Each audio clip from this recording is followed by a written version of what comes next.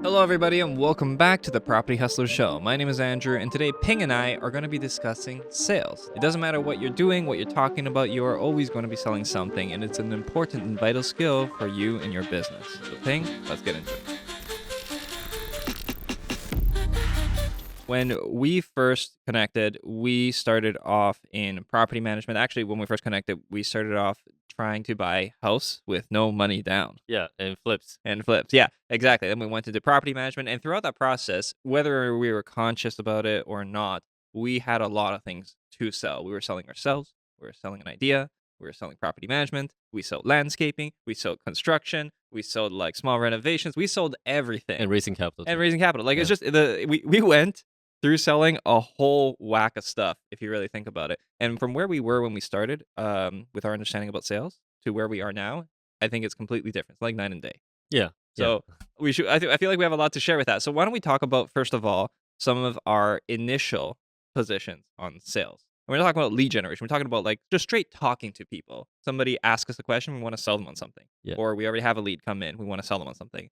What was your original mindset on sales? Here's the thing. I didn't actually, there was no structure back then, right? It's about, hey, we have this service, we have this idea, right? How can we actually push it out to people, right? And we call that selling. But then obviously now the way that I'm thinking about selling is just matching, right? If there's a need for the service, we're looking for that person, and then we see if it's a good fit. Back then, I think we tried a lot of things. We did the cold calling. We did we were trying to like scrape the information from the internet so that we have the contact information and try to create a sense of urgency to get people to feel the need to want to even explore the options with our company, right? So that was a very interesting process. But here's the thing, though. One thing I do want to kind of mention, especially for the sake of this conversation, is that we need to define what's a lead, because sales comes after you have a lead. Right. So can we talk about that a little bit? Yeah, we can. So that, and this being the evolved thinking, this isn't where you started, right? No. But I want to really emphasize this one because it'll change the way everybody views sales. Okay. Yeah. Go for it. So the definition of lead is when someone is willing to actually give you their contact information. That's how we defined it, right? Because if it's just a random person walking on the street, that's not a lead. You saw a person, it doesn't mean it's a lead. Yeah. And then when people give you the permission to contact them, then you can categorize them as a cold lead or warm lead or hot lead. Okay, so it's really important to kind of understand the definition of that, because YouTube channel, what we're running, a subscriber, is that a lead? It's not, right? It's just that someone expressing the interest, or they heard something interesting, they want to kind of follow us a little bit. That's not a lead. The lead is, by definition, for us, is when someone gives us the permission.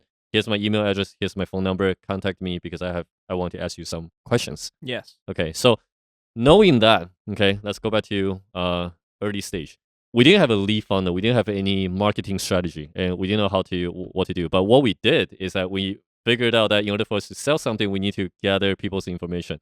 And I think in the very beginning, especially with creating a deal flow, remember we were driving for dollars and we're looking for properties that are missing the stairs, or looking like it's very distressing. We start dropping off the card that I made, which was very embarrassing. But effective. Like, we got leads from that. Yeah, well, actually, our two St. Carlton deal came from that, right? Yeah, and no money down deal back in the day. Yeah, and then off the market. So there you go. That was pretty good. But here's the thing: we drop it out. The gentleman reached out to us. That was a lead. What was his first name? We can say his first name. Dino. Dino. That's right. Yeah. It's good because they reach out, and then all of a sudden there's a conversation. That's a permission to chat, right? That one is a very passive way to generate lead and kind of have the prospect to enter into the sales funnel. But at the same time, it was effective because now it's an inbound lead. For property management, what we did was very interesting. We hired the two intern students from University of Waterloo. Yeah. It was such a good deal to hire two people working for the entire summer. Yeah. And or 6 weeks, I can't remember, but we had two rotations. Yeah. By the way, just to qualify that for the listeners, if any of you are running your own business, there are tons of programs that you can take advantage of through universities. I'm not talking about taking advantage of as in to take advantage of people. These are students who need placements, and a lot of these programs are trying to find places that will accept these students as places to work. Because sometimes people think, okay, yeah, you're going to get free labor. The truth is that these kids really lack direction. But if you can give them a problem to solve, that is great work experience for them. So in our case, we went into the Waterloo program and connected with these students who needed placement and offered them this position. And they were computer engineer students who were able to create a scraping software to scrape, what was it, Kijiji or? Yeah, Kijiji and the Mac of Campus. Yes, for 1-bedroom, 2-bedroom, and 3-bedroom apartment listings, giving us the name and the phone number from those platforms in an Excel spreadsheet. Yeah. And it was constantly updating. 5 p.m. every single day. 5 p.m. every single day, we got new numbers. So we actually, for guaranteed, have like 80% of the phone numbers of landlords in Hamilton. Yeah. For sure. And there's still landlords for sure today. No, there was 3,000-4,000 contacts from what I can remember. Oh, yeah? Yeah, I and, think and when we started filtering out the numbers, right, we selected the area code 416 and 647 because we know that those area codes are 45 minutes away from us. Yeah. So right there itself, like we knew that there's a solution that we can provide, right, which is stop driving into Hamilton from Toronto. Yeah. Right? Let us take care of your properties. That was the sales pitch, and that's how we started cold calling. Yeah. Right? But and that was, I thought, now looking back at it, that was quite, at the time I thought it was innovative. Right? It's Well, not it was like, great. Yeah, it was great. And cold calling them was definitely challenging. But those were cold leads. The only thing that you could bury the lead on and maybe make the initial part of the conversation warm was the fact that you know that they're advertising and that they have a rental property. So if you say, "Hey, do you have a rental property?" Most of the time, a landlord's going to be like, "Well, yeah, I do." Like, is it because you're interested in the property, or, "Oh my God, is something wrong with my property?" Yeah. And so they're interested in talking to you. So you can take an angle on that and have a conversation with them. Yeah, so basically, like by the way, cold calling is obviously what you did very often, right? What was the goal when you were trying to like get on the call with other people? So it was always really to build a relationship, just for them to enjoy the conversation. It doesn't really matter what you're talking to them about. The objective was really, and this is if you have the time too, the objective was really, they should enjoy some of the conversation. And then the part of bearing the lead was, oh, by the way, I am this. Right?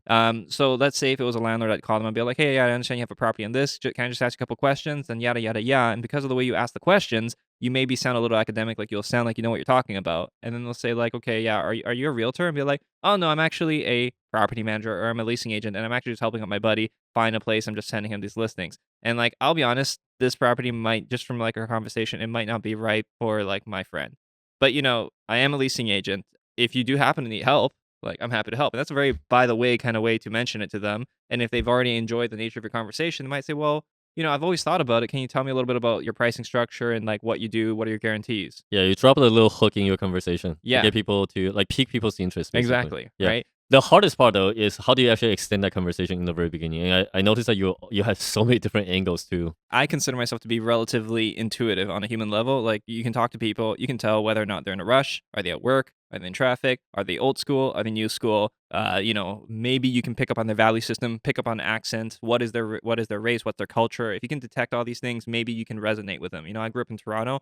I went to a school that was relatively multicultural.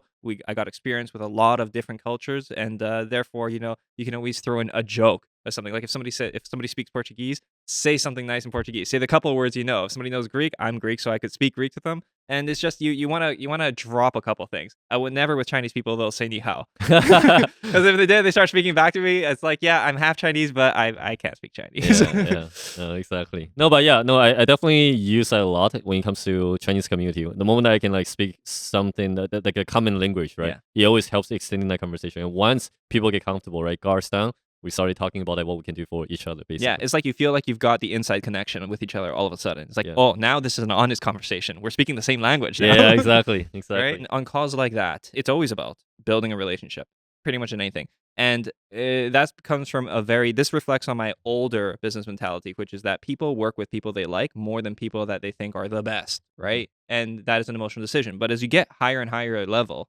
to more and more sophisticated people are not as inclined to work with people they like as much as they want people who will generate results because they're more sophisticated, right? So you have to know your audience and who you're talking to and what level of a person they're talking to. Mm-hmm. And a good way to identify this, if you do have a list, if you are looking for a list, a good way to identify somebody who has, for example, multiple properties, see how many times their phone number shows up. You can Google it, right? If their number shows up tons of times, chances are it's part of their business or their property manager, right? Or they just own multiple properties, right? Yeah. There's ways to vet these things, and you want to gather as much perspective as you possibly can, but not overdoing it, because you can research a person for a long time and then they never answer your call. For sure. That's the sales tactic back then when we first started. Now we feel like we have a little bit better understanding of the sales. And there's a lot of things that we can share to really give people some ideas of how to generate a deal flow, how to really push out your service, and how to handle some of the objections. Mm-hmm. One of the things is, once you can figure out the marketing and you start creating inbound leads, things are actually becoming a lot easier, right? Because the moment that people start reaching out to you, then all of a sudden you got the permission to reach out to them, and the conversation is no longer cold outreach. It's like, hey, just wanted to check in. I saw that you filled out this form, right? What is it that you think or believe that we can actually provide to you, Yeah. right? And it doesn't really matter what you do. You're kind of just doing the follow up and check in, right? And as soon as people pick up the phone, they're opening up the conversation. The sales structure, and it doesn't really matter what we sell right now. It's usually try to discover exactly what they're looking for. We're not trying to push the sales anymore. Before we try to build that relationship and try to like attack them with a service, right? But it turned out to be no, building a relationship is more important. And now we still want to do that, but at the same time, we also try to really discover why they reach out to us in the first place. Yeah. And that has to do and will require, in fact, building a relationship with them, building rapport, right? And making sure to get that conversation going. And people don't like to just be talking straight up about their portfolio or the business or their needs. You have to warm that conversation up, 100%. and you have to get good at that. You know, and another way to think about what you just described is actually fishing versus peacocking. Right? Fishing versus peacocking. And so if you're fishing, that's more like outbound, right? You're calling and it's going to be a lot harder. However, if you're peacocking, you're showing something, you're attracting people. And there's multiple ways to attract people. You can attract people with services or with, let's say if you're able to identify, it's usually a service, but being able to identify a solution to a specific problem or to attract via interest or questions, right? Like, for example, if you make videos, you're never going to be able to explain everything in a video, but you're able to explain enough so that people have better questions. And understand, if you are creating content because you want to attract people, don't think you have to explain everything in a video because first of all, you're not going to, right? But think about it more as though what you're trying to accomplish here is to improve the quality of the question that they are going to ask you, right? You want to guide people towards the right question, and you want them to ask you that question. Yeah. Right. Because the biggest problem everybody has is that they have a problem that they don't even know the question to ask in order to solve it. Right. Right. Yeah. And that's what you're introducing. Yeah. And also one of the really good indicators that we're seeing right now is that we need to be a little bit more direct when it comes to leading questions too. Because building reports is one thing, but also the moment that when it comes to, okay, why are you looking for XYZ? We need to be very clear. We need to get that out of the prospect. Yes. Right. Because without having or being able to have an honest conversation, you're going nowhere in that conversation. You're dancing around, both are dancing around, not direct. And at the end of the day, it's like, okay, you pretty much wasted like 30 to maybe 45 minutes of your time and prospect's time. And you end up leaving the conversation without knowing what the next step is going to be. I think that actually touches on something very important. Like when you are on the receiving end of a call, everybody knows duck cleaners, right? So if you're on the receiving end of the call, there's a couple of things to point out there. First of all, you hate having your time wasted. Exactly. Right? Second thing is that you can almost immediately tell when somebody's on the other end and they're a salesperson. Sometimes people call you and you just know that they're a salesperson. Okay. Right. And I feel like that's one thing that you really want to avoid. And it's hard to avoid that because calling somebody and trying to sell to them is a very difficult and challenging thing. It's not easy to call somebody and try to reel them into a conversation when really they don't want to talk to you. Yeah. Right. For sure. So it's like you have to offer them something. Yeah. But people are more inclined to have a conversation with somebody if you sound like you're just looking to have a conversation or you sound human, unless they don't want the time wasted. So if they don't want the time wasted, maybe don't waste the time. Just be straight up and direct with them. It's like, hey, I'm calling about this. If you're too busy, don't want to take this call, I totally understand. You can hang up, right? People actually appreciate that. Yeah, it's you're honest and you're upfront. If nothing else, they will respect you for it and not cuss you out. So here's the thing. One thing I want to identify is that the first 2 to 3 seconds is extremely, extremely important. And also you want to try to identify yourself a little bit, right? Because that will extend the conversation, which will allow you to build a relationship, right? A lot of people, for example, what you were saying, right? The traditional way to sell is that you need to sound very professional. You need to say your name, your company name, and all that stuff, right? That script might work 5-10 years ago, but it's no longer working right now. Dude, asking, hey, how are you doing? That's actually really bad today. Because first of all, if I don't know you, I don't really want to tell you how I'm doing. What am I going to do? Explain things to you now? And I was okay until now. Yeah, I was good until you asked me. Thanks for ruining my day. Yeah. You know, it's like, no, don't say that. Just be like, yeah, what do you want? That's what I'm thinking. You know that if I ask you that question, you're going to be like, what do you want?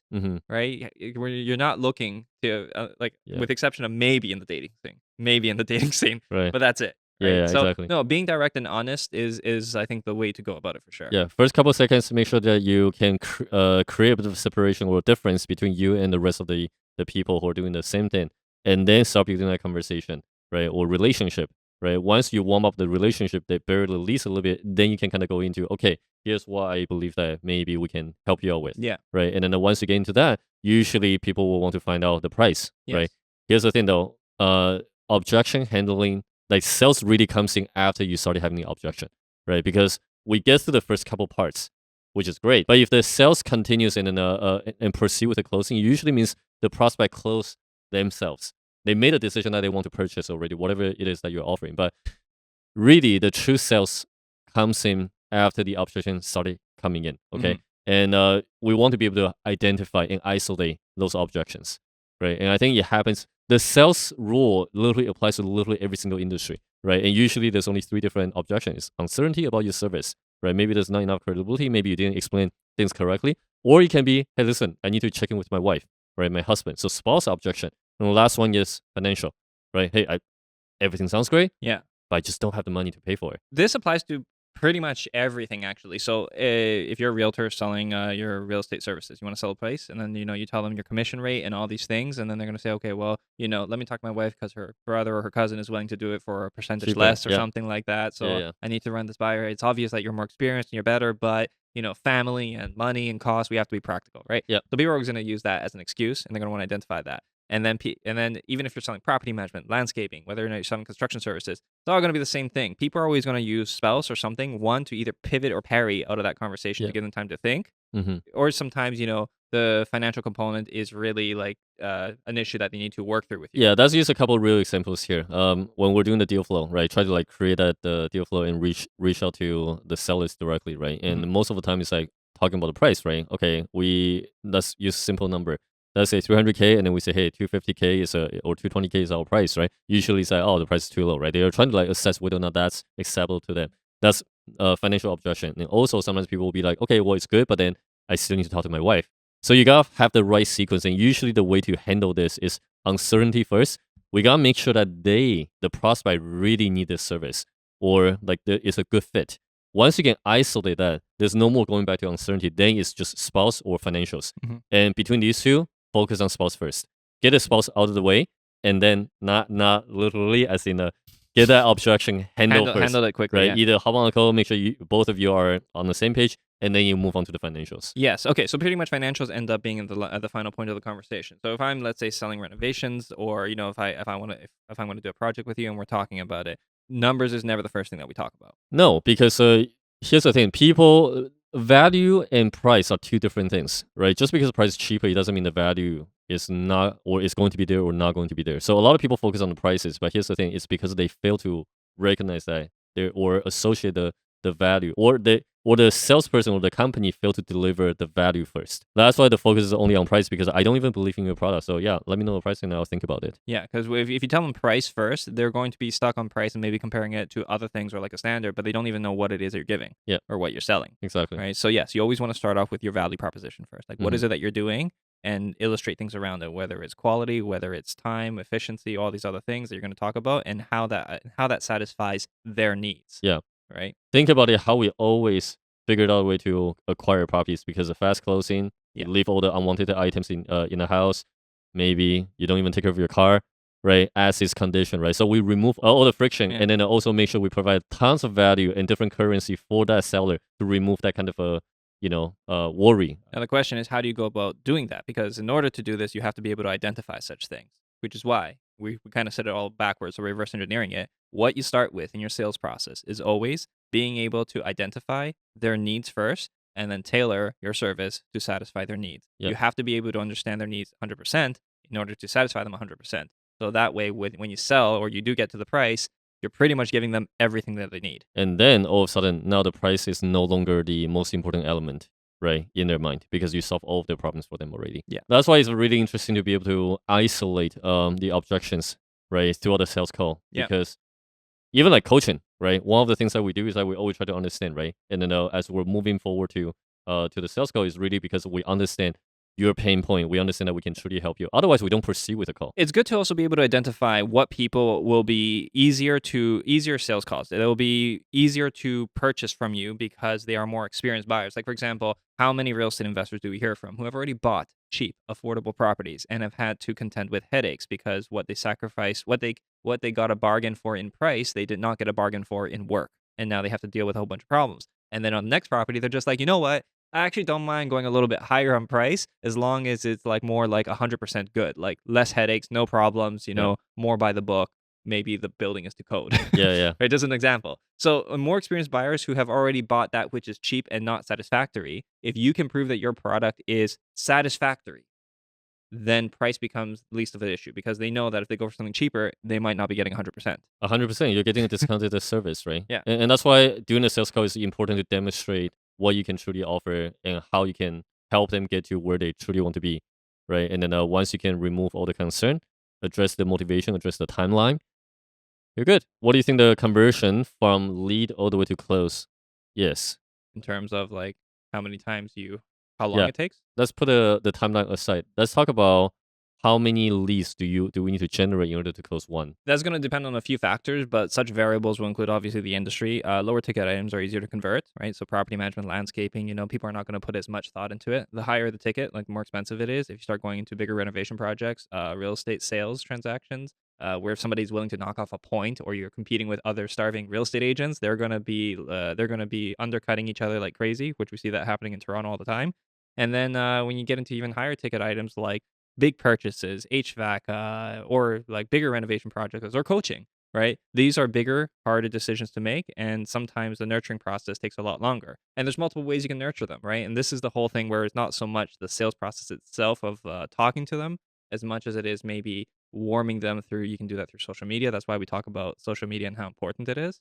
Or you can do it by, like realtors, for example, they'll send cards, they'll send like hello, they'll touch base, shoot you a text message, and you just have to maintain a connection. And this is why sometimes B2B2C relationships are important, because the middle B is already nurturing that B2C relationship. Mm-hmm. So you can just come in as part of a connection of that other business. Yeah. Right. And that's why that's important. So depending on where you are, you can be able to close in like an early meeting.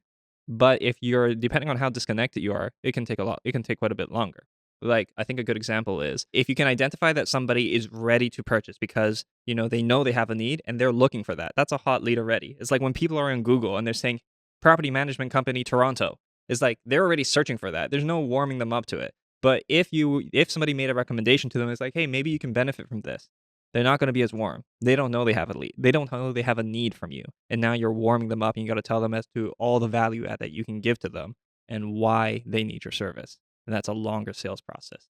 So you really have to identify where that person is in terms of warmth, and you have to identify the ticket, the cost of the ticket for whatever service you're selling, and the resistance to it, and that determines how long or short it is to close. You know what? Here's the thing, though. I have a different understanding, to be honest. Okay. I want to always figure out the pain point and where they want to go. Once I can identify these two, then the sales process or closing becomes a lot easier, right? Because it's all about figuring out what needs to be done differently right now in order to get to where they need to be, right? And that can be, even for property management, because since you mentioned it, property management is like, hey, listen, how long has this tenant been giving you trouble, and why is it that you reach out to us right now?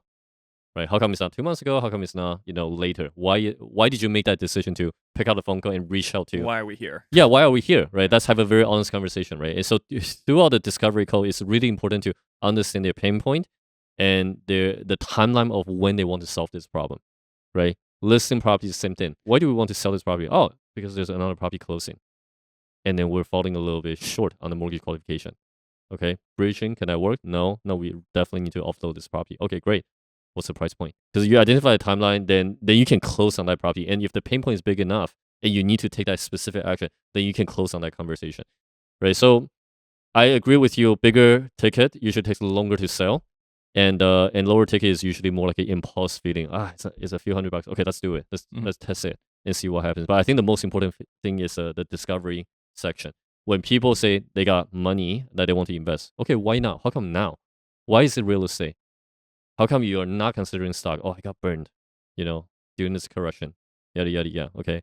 I don't want to touch that anymore. It's too risky. Okay, real estate, because I get to touch it. You can at least like go through that motion and then really try to figure out exactly when they are going to be ready to do that. And throughout the sales process is just to help them understand that something needs to be done right now in order for them to get to where they want to be, like the desirable result. That's kind of how I look at it about the sales call right now. It's a lot different from before. Before it's like, hey, here's what we do, we're the best, we're right? We're kind of using the hype or the energy to get people to, say, okay, let me give it a try. Yeah. Yeah, but as we're growing a little bit, we're a little bit more strategic, and part of the main reason that we started being the way we are is, number one, we learn how to sell properly, right? Through other coaching company, educational company that we sign up for, and that really allowed us to understand how to improve and optimize our sales process. But also, it's because we got people, so we gotta start tracking the numbers too. No, and by the way, that contextualizes how you should approach a sales process in entirety quite well. And I think one of the other questions people might have to that point is when you're selling, how do you know whether or not you should be selling emotionally or logically? Just so you know, like a lot of people buy with emotion. People make the decision. How we sell cars is never the performance. That's a small part of it, right? People talk about the performance, the cars, and all that stuff, but a lot of times because this car can get you from point A to point B or status, right? This car will give you certain type of attention, right? People talk about emotion, like you sell on the emotion and you back up with logic. That's my understanding. I know that sometimes building up the relationship will make you make the closing rate go up quite a bit. But at the same time, people still want to, like, there has to be an emotional reason why they need to pull the trigger right now in order for all of us to close.